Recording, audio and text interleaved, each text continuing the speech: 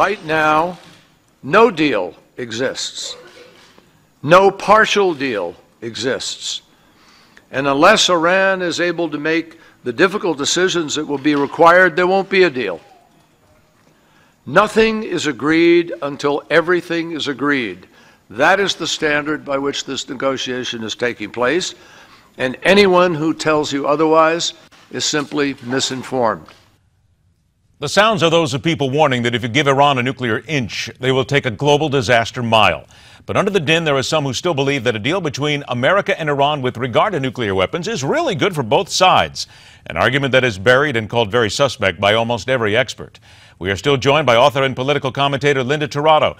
And let us also welcome in President of the International American Council, expert commentator on U.S. foreign policy and the Middle East, originally from the Islamic Republic of Iran, Majid Rafizadeh joins us. Majid, we thank you so much for being here.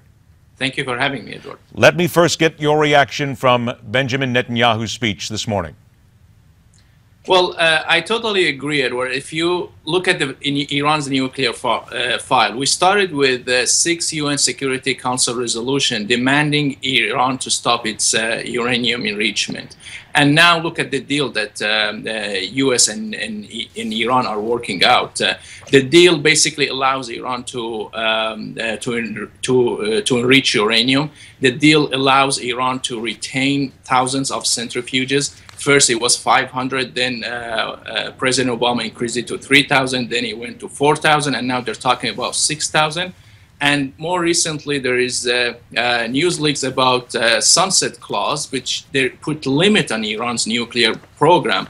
Basically, after 10 years, Iran is allowed to enrich as much as it. Well, let me stop you there if I can, Majid, because Iran comes out today and says they will not go with a 10-year deal.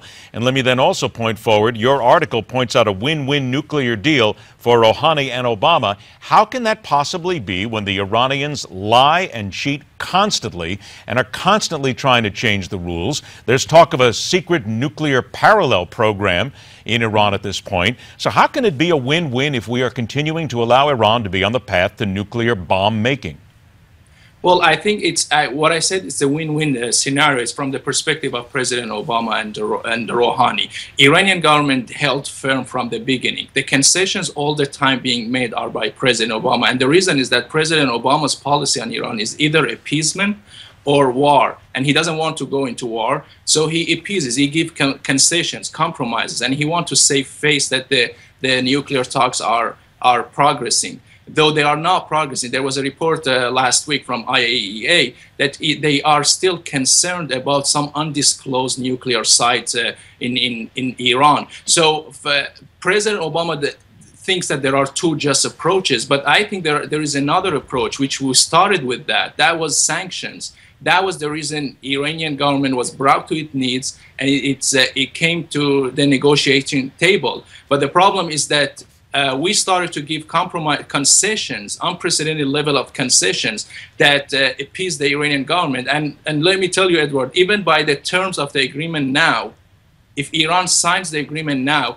it still scores a big victory. But they're trying to play hard to get more concession and to whittle down the remaining restriction on their program. Okay, now let me stop you there. Linda, please get involved in this conversation here, because it comes now to the point of, again, the trust of Iran, this win-win scenario.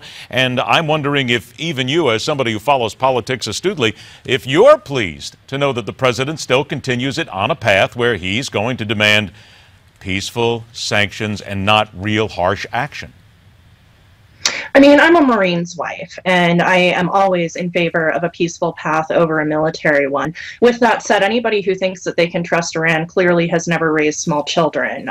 When we know that people are hiding things and lying things, we know that they're doing that. But when I was watching the speech, I didn't see any alternative. What I heard was Netanyahu saying sanctions won't work, inspections won't work, this deal won't work, and we have to do something. And there was absolutely nothing that I heard besides going to war and a lot of very martial rhetoric that would solve this problem. But is it possible, Linda, that that's all there is? Going to have. Is it possible that at this point with Iran, and again, I'm not trying to play the hawk here, and I'm not trying to start dropping bombs in the next 30 seconds, but if you reach this point, is it possible that that is your last resort? I think it's a last resort, and I think that we're not there yet. I think at one point I was on Twitter, I was live tweeting, and I said, listening to this sounds an awful lot like the rhetoric we heard out of George Bush in the run-up to Iraq about all of these secret places. We don't know actually what we're looking at, so we should probably really start looking at military options to move forward. And he never said that, but he did very, very strongly imply it.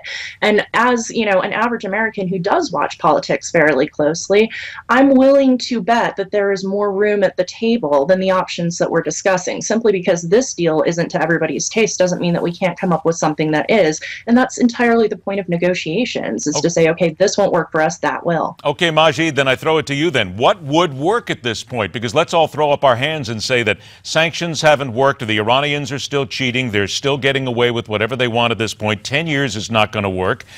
What works now with a government that really wants to wipe America and Israel off the map? Well, again, the mainstream conception is that there is either military war with Iran or we have to make compromises so they sign the final agreement. But what I suggest is that we go back to where we started. The Congress, I believe, should pass the sanction bill.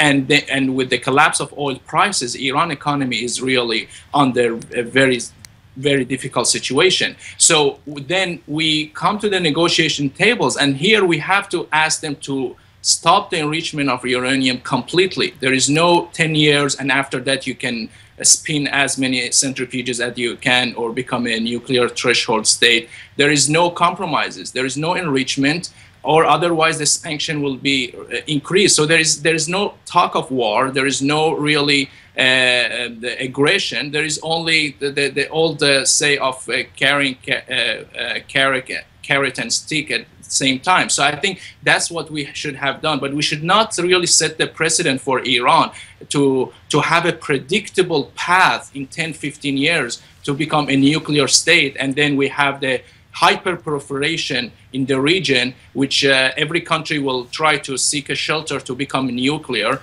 And not only we didn't stop Iran from becoming nuclear, we also encouraged Saudi Arabia, Turkey, and other countries to go nuclear as well.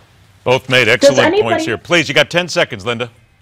Does anybody actually believe, though, that we would stick to that 10-year plan and not come up with something else in the interim? That's the question that I keep asking. I think that's a good question that needs to be asked down the road, too, because, quite frankly, with Iran, 10 years may turn into 10 minutes in almost a matter of seconds, if you will, to put it that way. Majid Rafizadeh, thanks so much for joining us. Linda Tirado, always a pleasure. We'll see you both again soon.